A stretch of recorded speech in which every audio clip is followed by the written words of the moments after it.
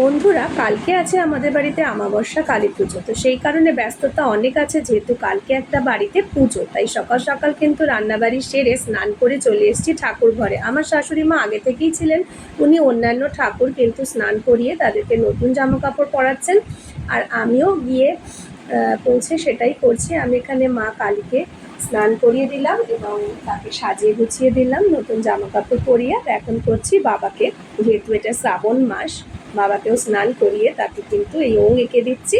তো কালকে কাদের কাদের বাড়িতে অমাবস্যা কালী পুজো হবে জানাতে কিন্তু ভুলো না। আর আমাদের তো প্রতি মাসেই পুজোটা হয়, তোমরা অনেকেই জানো।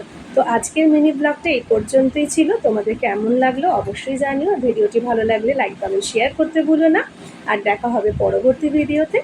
আর চ্যানেল থেকে দেখলে, চ্যানেলে নতুন হলে চ্যানেলটিকে সাবস্ক্রাইব করে পাশে থেকে সকলকে অনেক অনেক ভালোবাসা রইল। টাটা বন্ধুরা।